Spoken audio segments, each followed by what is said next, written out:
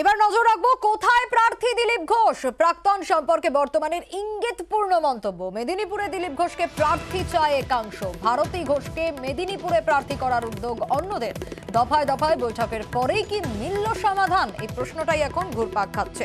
কোথায় প্রার্থী দিলীপ ঘোষ, প্রাক্তন সম্পর্কে বর্তমানের ইঙ্গিতপূর্ণ মন্তব্য। আরো বিস্তারিত জানবো, বিশ্বজিৎ আমাদের প্রতিনিধি রয়েছেন আমাদের সঙ্গে।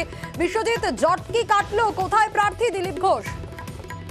দেখো, সুকান্ত মজুমদার যিনি গতকাল কিন্তু এই পার্লামেন্টারি কমিটির বৈঠক শেষে আজ বাগডোগরা বিমানবন্দরে নামেন এবং তিনি যে ইঙ্গিতপূর্ণ মন্তব্য করেছেন যে দিলীপ ঘোষ প্রার্থী হচ্ছেন, এবং তার ইঙ্গিতপূর্ণ মন্তব্যে বোঝা যাচ্ছে যে দিলীপ ঘোষ কিন্তু তার পুরনো আসন থেকেই প্রার্থী হচ্ছেন। তবে ভারতী ঘোষ সম্পর্কে একটু প্রশ্ন করা হলে তিনি বলছেন যে প্রার্থী তালিকা পরিষ্কার হলেই তা কিন্তু দেখা যাবে। তার কথায় কোনো রকম জট নেই, সব ক্লিয়ার হয়ে গিয়েছে। যেটা জানা যাচ্ছে বিজেপি সূত্রে যে 20টি আসনে প্রার্থী ইতিমধ্যে প্রায় চূড়ান্ত হয়ে গিয়েছে। আজকেই কিন্তু প্রার্থী তালিকা প্রকাশ করবে বিজেপি, এবং যে 3টি আসনে ইতিমধ্যে প্রার্থী নিয়ে কিছুটা হলেও জট রয়েছে। বিশ্বজিৎ, এই যে 20টি আসনে প্রার্থী তালিকা ঘোষণা হবে, তার মধ্যে কি দিলীপ ঘোষের আসন আছে?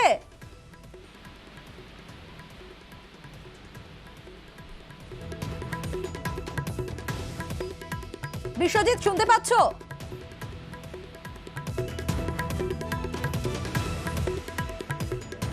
বেশ, বিশ্বজিতের সঙ্গে বোধহয় যোগাযোগ বিচ্ছিন্ন হয়েছে। ইঙ্গিতপূর্ণ মন্তব্য সুকান্ত মজুমদারের, কি বলেছেন তিনি একটু শোনাবো।